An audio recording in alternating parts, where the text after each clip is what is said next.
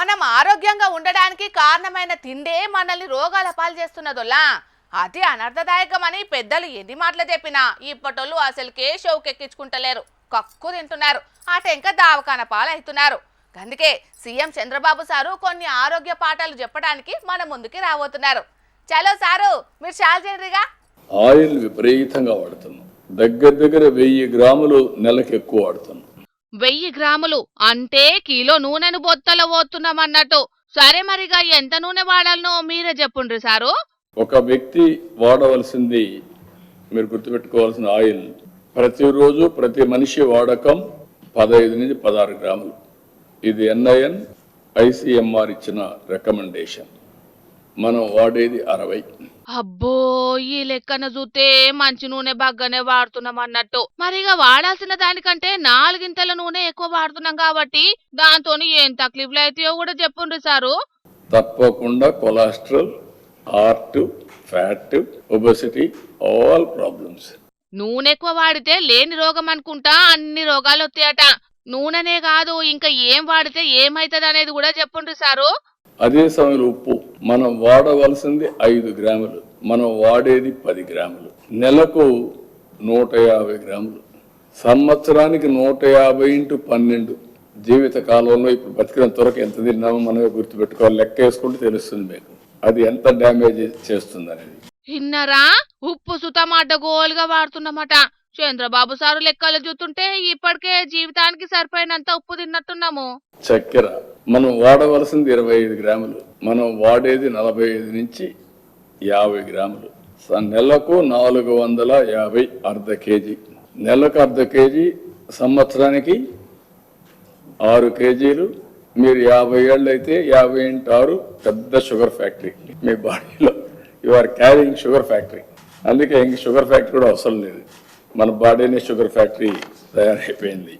వీళ్ళు వాళ్ళని ఏం లేదు, ప్రతి ఒక్కరు ఇదే తరికలో అడ్డగోలు చక్కెర తింటున్నారట. అంటే డైరెక్ట్ చక్కెర అనే కాదు, స్వీట్లు, తీయటి పండ్లు ఇట్లా అరొకటి తినుకుంటా పెయ్యిల చక్కెర శాతాన్ని పెంచుకుంటున్నారు అన్నట్టు. మరిగా షుగర్ ఎక్కువైతే ఏమైతుందో కూడా మీ నోటి నుంచే చెప్పుండ్రి సారు. షుగర్ ఉండేవాళ్ళు, డయాబెటిక్ ఉండేవాళ్ళు, అది gateway of all diseases entry automatic. That is how problems are coming. విన్నరా, ఒక్క షుగర్ వస్తే చాలు కడుమ అన్ని రోగాలు రావడానికి డోర్ తెరిచి పెట్టినట్టే అన్నట్టు. షుగర్ ను కంట్రోల్ పెట్టుకుంటే ఏం ఫరక్ పడదు గాని లేకుంటే మాత్రం అన్ని రోగాలు వచ్చే ఛాన్స్ ఉన్నదట. అందుకే సీఎం చంద్రబాబు సారు అందరు ఆరోగ్యంగా ఉండాలని ఇట్లా బుద్ధి మాటలు చెప్పిండన్నట్టు. మరి ఇప్పుడే ఎందుకు చెప్పిండు అంటే, ఈ నెల 21 తారీఖు నాడు అంతర్జాతీయ యోగా దినోత్సవం జరుపుతున్నారు కదా, దానికోసానికి చేస్తున్న ఏర్పాట్ల గురించి మాట్లాడుకుంటా ప్రజలంతా ఆరోగ్యాన్ని కాపాడుకోవాలని ఇట్లా బుద్ధి మాటలు చెప్పిండన్నట్టు. మరిగ జనాలు జర ఇప్పటికైనా మీ తంగదినుడు అలవాటు చేసుకోండ్రి, పానాలను జాగ్రత్తగా కాపాడుకోండ్రి, సరేనా? కర్ణాటకలో చేతిపాటి అధికారంలోకి వచ్చినప్పుడే షురువైంది సీఎం సీటు పంచాయతీ. రాష్ట్రమంతా తిరిగి అధికారంలోకి తీసుకొచ్చిన కాబట్టి నేనే ముఖ్యమంత్రి అయితా అని డీకే శివకుమార్. ఇదివరకు నేను మంచి పనులు చేసినా కాబట్టే చేతిపాటికి ప్రజలు పట్టం కట్టిండ్రు, కాబట్టి నేనే ముఖ్యమంత్రి అయితా అని సిద్ధరామయ్య. ఇద్దరు నడుమ పంచాయతీ గట్టిగానే నడిచింది కానీ ఆఖరికి ఢిల్లీ పెద్దల మాట మీదకెంచి చెర 2.5 ఏళ్ళు ముఖ్యమంత్రి సీట్ల కూర్చుండ్రని చెప్పిండ్రు. అప్పుడు పంచాయతీ తెగిపోయింది. అట్లా మొన్నట్లా సిద్ధరామయ్య సీఎం పదవికి రాజీనామా చేస్తే ఇవాళ డీకే శివకుమార్ ఆ సీట్ల కూర్చున్నాడు. మరిగా ముచ్చట గురించి పురా కాడ్చుకుందాం పాండ్రోలా. DK ಶಿವಕುಮಾರ್ ಎಂಬ ಹೆಸರಿನಾದ ನಾನು ಕಾನೂನು ಮೂಲಕ ಸ್ಥಾಪಿತವಾದ ಭಾರತದ ಸಂವಿಧಾನ ವಿಷಯದಲ್ಲಿ ನಿಜವಾದ ಶ್ರದ್ಧೆ ಮತ್ತು ನಿಷ್ಠೆಯನ್ನು ಹೊಂದಿರುತ್ತೇನೆಂದು ನಾನು ಭಾರತದ ಸಾರ್ವಭೌಮತ್ವವನ್ನು ಮತ್ತು ಅಖಂಡತೆಯನ್ನು ಎತ್ತಿ ಹಿಡಿಯುತ್ತೇನೆಂದು ಮತ್ತು ಕರ್ನಾಟಕ ರಾಜ್ಯದ ಮುಖ್ಯಮಂತ್ರಿಯಾಗಿ ನನ್ನ ಕರ್ತವ್ಯವನ್ನು ಶ್ರದ್ಧಾಪೂರ್ವಕವಾಗಿ. మొత్తానికైతే చిన్న సీఎం డీకే శివకుమార్ సారు పంతం నెగ్గించుకుని ఇలా సీఎం గా పదవి ప్రమాణ స్వీకారం చేసిండుల్లా. ఢిల్లీ పెద్దలు చెప్పినట్టే సిద్ధరామయ్య సారు రాజీనామా చేసి డీకే శివకుమార్ సారు సీఎం అయినందుకు ఛాన్స్ ఇచ్చిండు. గవర్నర్ తావర్ చంద్ గెహ్లోట్ సారు డీకే శివకుమార్ ను సీఎం గా, జి పరమేశ్వరను ఉప ముఖ్యమంత్రిగా, ఇంకో 12 మంది చేత మంత్రులుగా ప్రమాణ స్వీకారం చేయించిండు.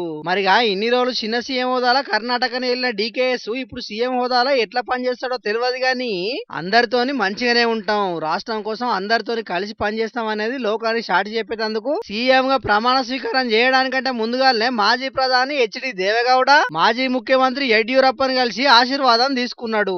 అటెంక రాజ్యాంగం చేతబట్టి ప్రమాణ స్వీకారం చేసి వేదిక మీద ఉండే ప్రజలందరికీ సాష్టాంగ నమస్కారం చేసిండు.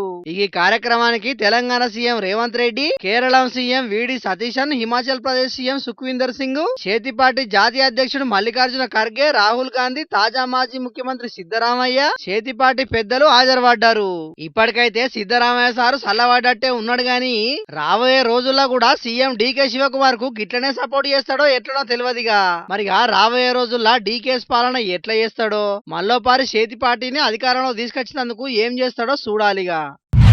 నా చిన్నగున్నప్పుడు వాడకాటులా తీర్తి రేషాలేసుకొని కథలు చెప్తుండే. మాపటేళ్ళు సంధి మబ్బుగాల దాకా కథలు నాడుస్తూనే ఉండేటి. జనాలు సుతం నిద్రపోకుండా అట్లనే చూసేటోళ్ళు. అసొంటి ఇప్పుడు శాన తగ్గినేవులా. ఇక చూసేటోళ్ళు కరువైనరు, ఏషాలు వేసుకునేటోళ్ళు కూడా కనుమరుగైనరు. ఏనో ఓ కాడ కానొచ్చుడే శాన కష్టం ఉన్నది. ఇక వాళ్ళు ఏషాలు వేసుకోనికే కష్టాలు శాన పడుతుండేది. ముఖానికి తీరొక్క రంగులు రుద్దుకొని పాత్రలో లీనమయ్యేటోళ్ళు. మొగుళ్ళు సుతం పొడుగు పొడుగు విగ్గులు పెట్టుకొని ఆడోళ్ళ లెక్క తయారయ్యేటోళ్ళు. అగో గప్పటి ముచ్చట మాకెందుకని గరానికి రాకుండ్రోలా. గీ ముచ్చట చూసినాక చెప్పబుదైంది. వారేవా తాత యువ హీరోలకు పోటీ ఇచ్చేటట్టే తయారైండు కదా. గీ అన్న మీసాల మీద నిమ్మకాయలు నిలబెట్టేటట్టే ఉన్నాడు కదా. తోపు స్మగ్లర్ వీరప్పన్ మీసాలు లెక్క మంచిగా దిద్దే అన్నకు మీసాలు. ఈ శీత్రం సల్లగుండా గీ అన్నకు ఆడోళ్ళ కంటే ఎక్కువ పొడుగు విగ్గు పెట్టిండ్రు కదా గీళ్ళు. ఏ డ్రామా కంపెనీకో లేకుంటే సినిమా ఛాన్స్ కో బాగానే కష్టపడుతున్నారు అనుకుంటే తప్పుల కాలేసినట్టే అవుతుంది. ఉపాధి హామీ కూలీలు యాప్ల హాజరేసుకునేందుకు ఇప్పటిదాకా ఎన్నడేసుకొని ఏషాలు వేయాల్సి వస్తున్నది. రాజన్న సిరిసిల్ల జిల్లా వీర్నపల్లి మండలం ఎర్రగడ్డ తండాల గుండు చేసుకున్న ఉపాధి హామీ కూలీలు ఎర్రటి ఎండల్లా బొగ్గుల మేకప్ తోటి తిప్పలు పడాల్సి వస్తున్నది. వీళ్ళంతా ఈ నడుమ ఏములాడ రాజన్నకు తలనీలాలు ఇచ్చి మొక్కులు అప్పచెప్పిండ్రట. ఇక అదే గుండుతోటి అందరి లెక్క ఉపాధి హామీ పనులకు బయలుదేరిండ్రు. ఇగాడ దేవుడు కరుణించిన పూజారి వరమియడన్నట్టు సర్కార్ పనులు అప్పజెప్పిన హాజరేసేటందుకు యాప్ గుర్తించకపోవడంతోటి తిప్పలొచ్చింది ఈ అన్నలకు. అయితే ముందుగాల ఫోటోలు ఎట్లా ఫీడ్ చేసిండ్రో అట్లుంటేనే గుర్తుపడుతుందట ఈ యాప్. ఈ నడుమ ఆడాడ కనిపిస్తున్న ఇచ్చంత్రాలను చూసి ఎట్లా చేసి హాజరేపించుకోవాలని ఫిక్స్ అయ్యిండ్రు. ఆన్నే ఉన్న బండి సిట్టి కవర్ ను విగ్గు లెక్క తలకాయకి పెట్టుకున్నారు. కాలిన కట్టెల బొగ్గులతోటి మీసాలు దిద్దుకున్నారు. అవుట్లుక్ మార్చి యాప్ను మతిమర్పించిండ్రు. అన్నల రూపురేఖలు మారుతోటే డన్ అనుకుంటా హాజరేసుకున్నది యాప్. ఇక హమ్మయ్య అనుకొని మేకప్ తీసేసిండ్రు. చుట్టున్నోళ్ళు వీడియో తీసి ఇంటర్నెట్ లో ఇడిస్తే యాప్ తెచ్చిన మార్పు అనుకుంటా కొందరు సెటర్లేస్తుంటే కూలీలకు సుతం మేకప్ తిప్పలు తప్పేటట్టే లేవని ఇంకొందరు అంటున్నారు. ఈ యాప్లు రేపు ఇంతే పనితనం చూపెడితే కృష్ణానగర్ లా విగ్గుల షాపుకు గిరాకీ పెరుగుతుంది కావచ్చు. పోన్రి విగ్గుల దుక్న పొల్లు ముందుగానే ఆర్డర్లు పెట్టుకుంటే మంచిది. ఉపాధి హామీ పెద్ద సార్లు చూస్తున్నారు కదా మన యాప్ల పనితనం ఎట్లున్నదో. ఈ కానుంచన్నా యాప్లను అప్డేట్ చేపించి కూలీల తిప్పలు తీరువుండ్రి, సరేనా? పబ్లిక్ ఇప్పుడు మా రాముల తాత వార్త తీసుకొచ్చేయాలి కదా. మరి పెద్ద మనిషి ఏ మిగ్రం ముంగటేసుకున్నాడో అడుచుకుందాం పాండ్రి. ఓ తాత ఏం చేస్తున్నావే? హలో వెనకటేసు, నువ్వు విజయవాడలా ఎక్కడ ఉంటావురా? ఏంది కనకదుర్గమ్మ తల్లి మెట్ల పక్కమ్మడే ఉంటుంది నీ దుకాణం? సరే సరే, ఎట్లా గిరాగీత మంచిగా అవుతుంది కదా? అవుతాం గాని గి మీ సార్కు నువ్వన్న చెప్పకపోయినావురా? ఆయన మాటలు విన్న జనం ఇక్కడ మంది అందరు ఇవ్వలేమనుకుంటాను. ఏం కథ, ఏం పద్ధతి అన్నట్టు అది? పని పాట లేనడు పిలిచి తలగొరిగిండు అన్నట్టు ఈయనకు ఏడ పని పాట లేక మందికి శుద్ధులు నేర్పుతా అంటాడు. ఆ సారెవలో ఆయనకు ఈయనేం చెప్తాడో. ఓ తాత ఇవాళ ఇట్లనే పొద్దుల దిత్తవా? ఏమన్నా వార్త తెచ్చేది ఉన్నదా? ఏమైనా చెప్పులో దొరికి కదా మొత్తుకున్నట్టు గిడ ఓ పక్క ఫోన్లో మాట్లాడుతున్నా కుక్క మురిగినట్టు మురుగుతాను. ఆగు, తిక్కగా ఉన్నదా ముసలోడా? ఇవాళ నువ్వు తెత్తన్న వార్త అది ముందుగా అది చెప్పరాదు?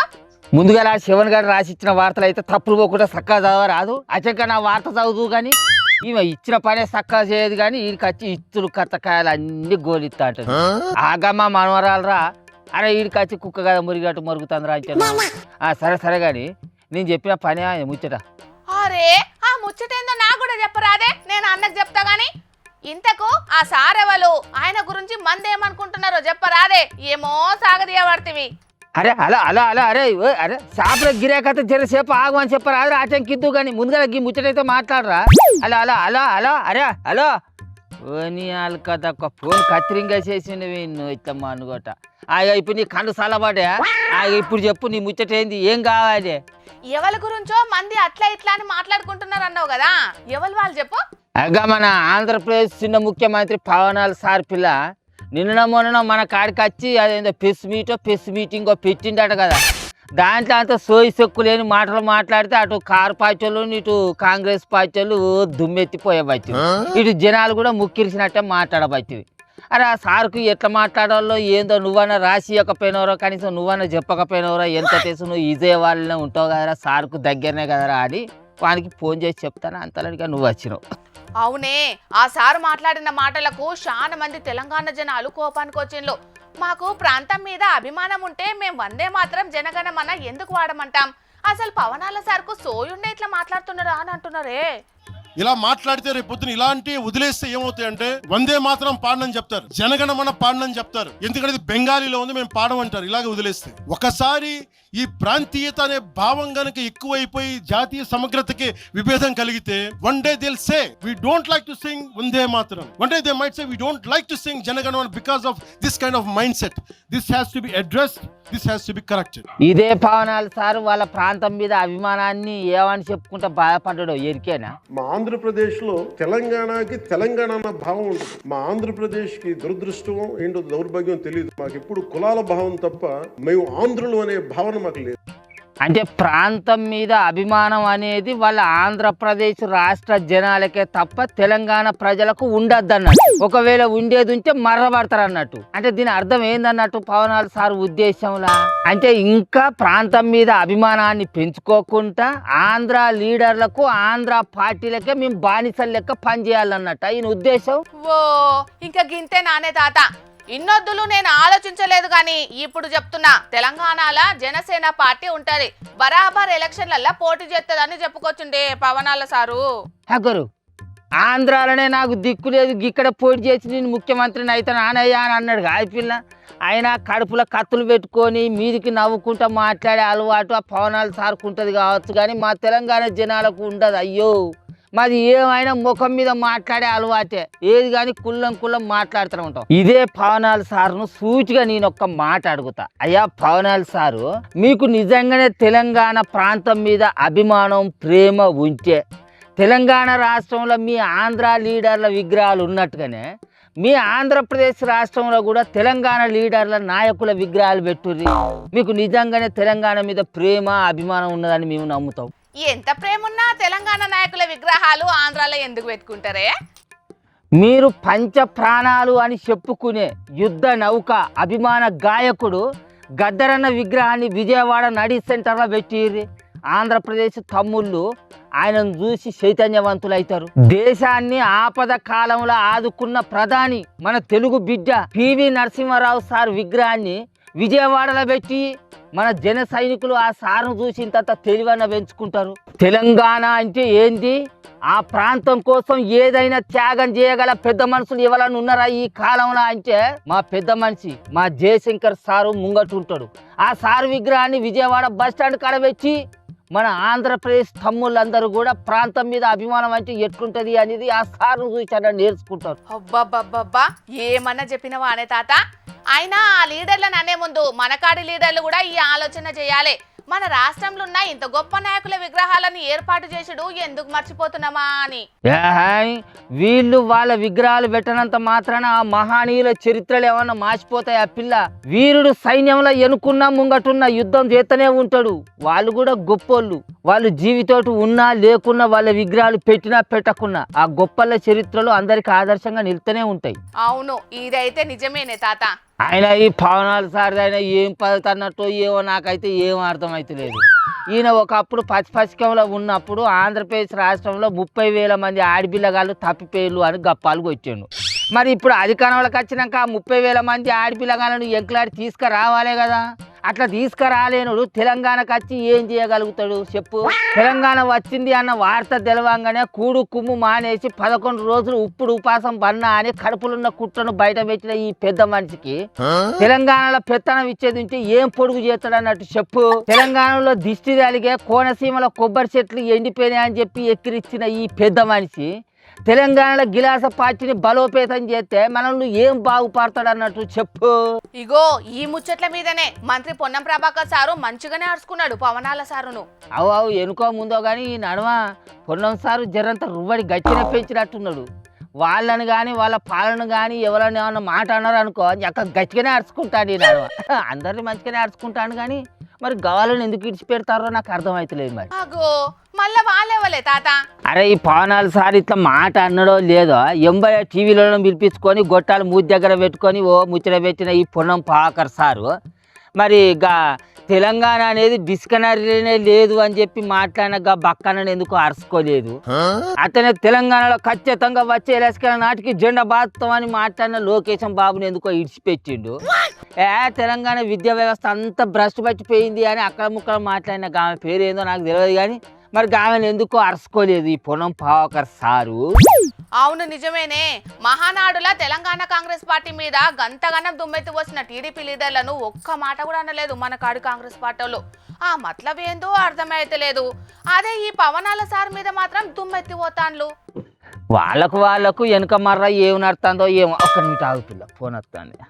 హలో అరే వెనకటేసుగా ఏం మనిషి అన్నట్రా నువ్వు పవనాల సార్ మీద అభిమానంతో తాపకు మెడలన్నీ నలుతావు కానీ సారు పలసన అయితే అంటే మరి ఆ సారుకు 4 ముచ్చట్లు మంచిగా చెప్పాలని సోయి ఉండదురా రేవు దాకా నేను చెప్పేది నేను.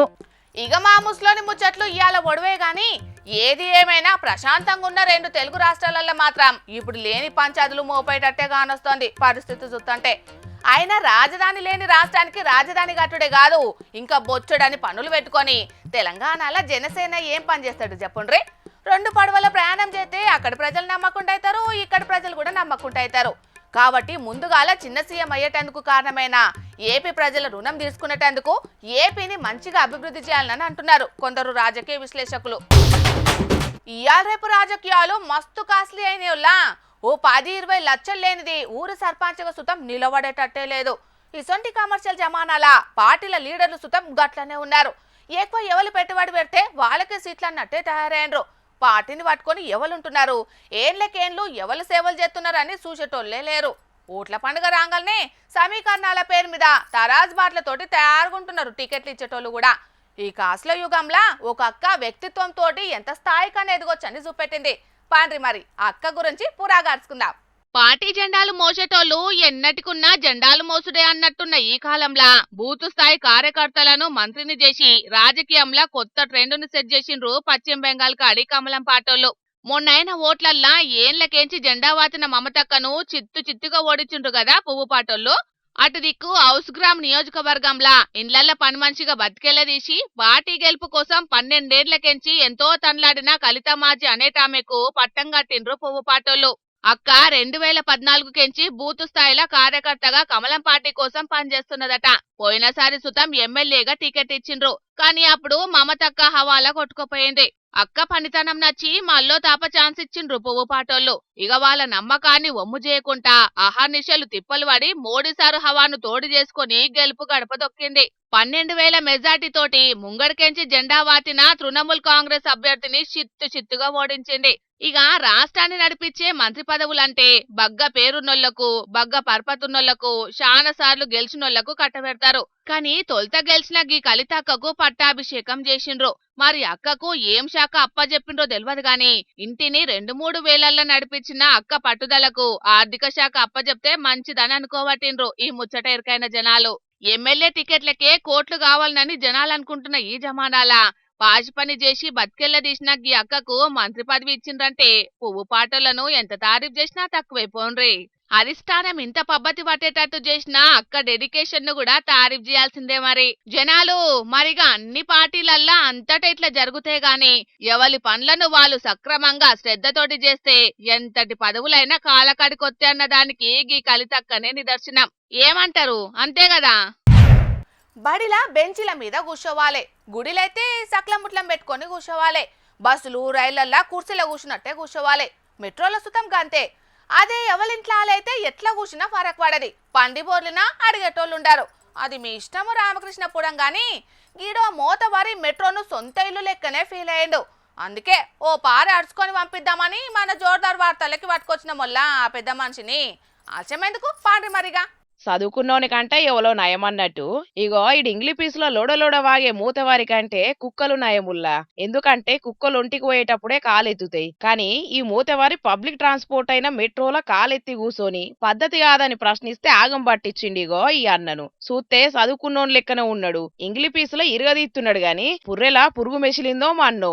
ఈ కాలు నాదే ఈ కాలు నాదే, నా కాలు మీద నా కాలేసి కూసుంటే తప్పేందన్న లెవెల్ల సినిమా చూపెట్టిండు. పద్ధతి కాదనంటే సైడ్ కు కాలు మీద కాలేసుకున్నాడు, అది కూడా తప్పే అంటే పక్కకు తిరిగి పరిశాన్ చేసిండు. ఇంగ్లీ పీస్ లో మాట్లాడుకుంటా కొంచెమన్న ఇంగీతం లేదు చూడుండ్రి. మళ్ళా హైదరాబాద్ మెట్రోలో జరిగింది ఇట్లా. గీ అన్న ఓలో గాని ఇది నీ ఇల్లు కాదు చక్కగా కూసో అని గట్టిగానే గడ్డి పెట్టిండు. అయినా గాని బర్ర మీద ఆనబడ్డట్టే అయింది. అశుద్ధం అద్దురావారి అంటే నాకు అదే ఇష్టం అద్దుక తింటా అన్నట్టే చేసిండు. తోటి ప్రయాణికులను షాన్ ఇబ్బంది పెట్టిండు. ఇక అందులోనే ఎవలో వీడియో తీసి సోషల్ మీడియాలో ఇడిచేటాలకు ఈ ముచ్చట ఇప్పుడు బగ్గ వైరల్ అవుతాంది. ఇక ఇది చూసినోళ్ళు కామెంట్లలో మామూలుగా ఎత్తలేరు కదా బ్యాటింగ్, అన్ని 6లు 4లే అట్లా అరుచుకుంటాన్రు. ఏదో అంటారు కదా చెప్తినోన్ని షేడంగా చూడాలని, అట్లనే అయ్యిందిగా ఆఖరుకు. ముచ్చట తెలిసి మెట్రో సంస్థ 250 రూపాయల జురుమానా వేసిందట. కానీ ఇసొంటోనికి గదేడ సరిపోతది. ఇంకో తాపు మెట్రో మెట్లెక్కకుండా బ్యాన్ చేసి పడేయాలని గట్టిగా డిమాండ్ చేస్తున్నారు మన నెట్టన్నలు. మొత్తానికి అదేదో సినిమాల డైలాగ్ చెప్పినట్టు